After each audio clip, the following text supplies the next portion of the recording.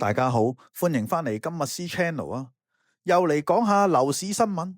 今次呢單同以往有啲唔同，主角唔係地產商，係唱作女歌手方皓玟。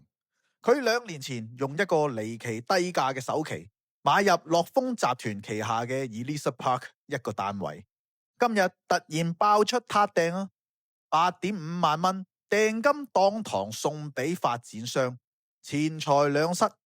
點解一個2024年先簽落嘅單位拖到2026年先撻呢？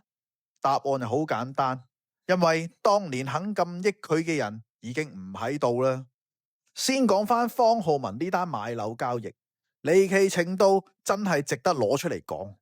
2024年3月，佢以本名吳嘉欣，用564.1萬蚊買入 Elizabeth Park 中層 B 室，實用243尺。一房，表面睇落同普通買家冇分別啦。當日網媒香港01睇翻成交記錄冊，就發現個條款完全唔正常。一般買樓簽臨時買賣合約嗰陣，要即刻俾5% 訂金，以呢個成交價計，即係28.2萬。但係方皓玟嗰份合約竟然淨係要俾8.5萬，即係樓價嘅1.5% 都冇啊！足足慳咗70%首期，慳到20萬喎。仲有呢個特殊條款，淨係方皓玟一個人有。同一批招標嘅單位，其他買家一樣要乖乖交足5% 訂金，少一個崩都唔得啊！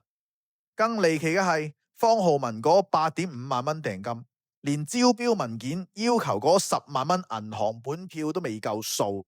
即係話呢個條款根本連基本門檻都跳過咗。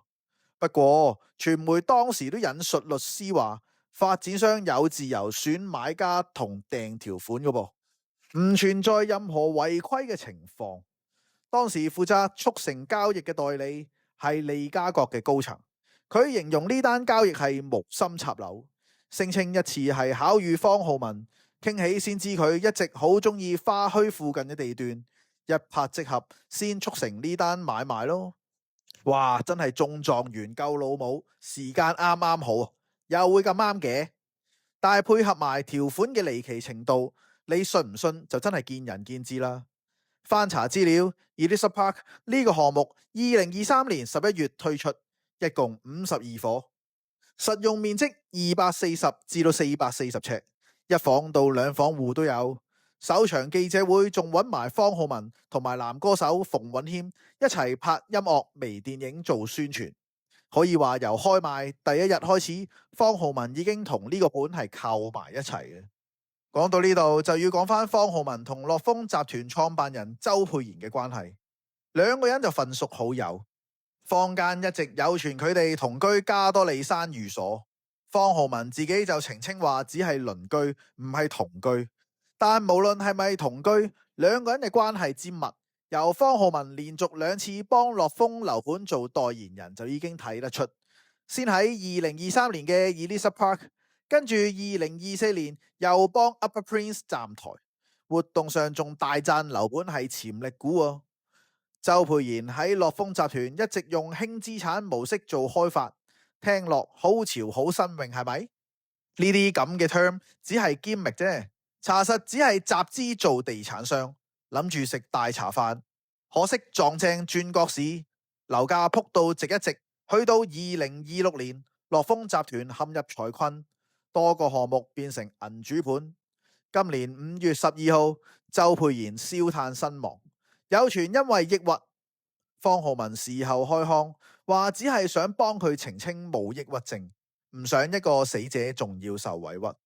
呢番話講得幾有情有義啊，但都側面證明咗兩個人嘅關係非比尋常，先會咁上心去澄清周沛然嘅形象啦。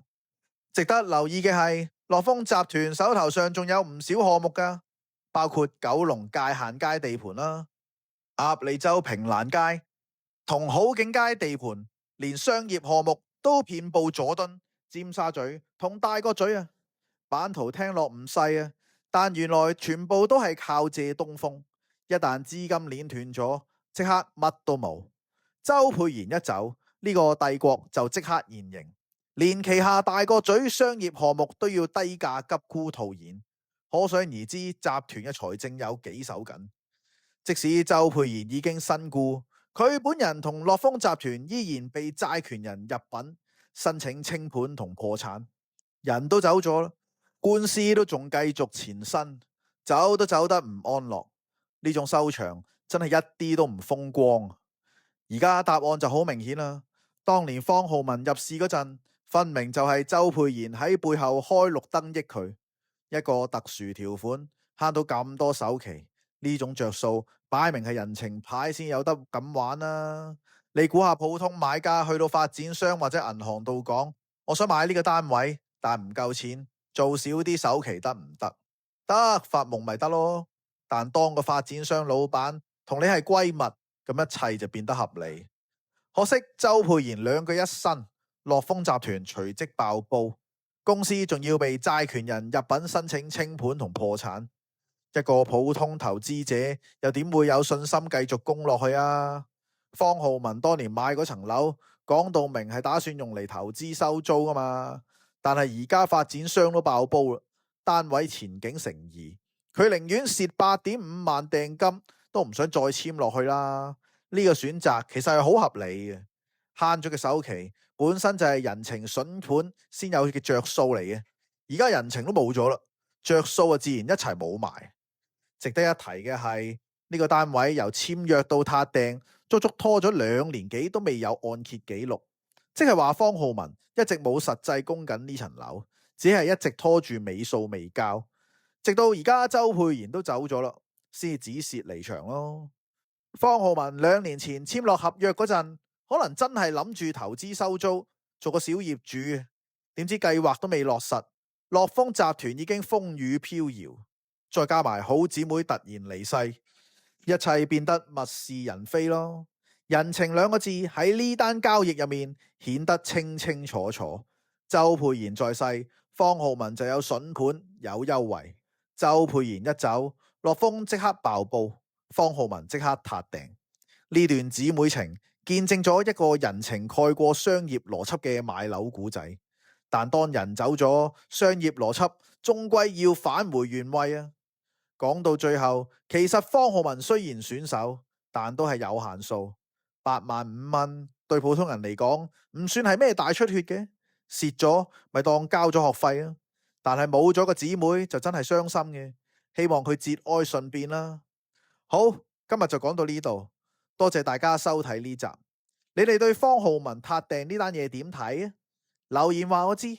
如果中意我哋嘅片，記得 like、subscribe 同埋 share， 仲有撳埋個鐘仔，咁就唔會 miss 咗更多精彩故事。我哋下次再講，拜拜。請各位觀眾立刻 subscribe 我哋今日 C Channel、CLS、comment、like、share， 我哋會更落力製作更多嘅資訊俾大家。多謝支持。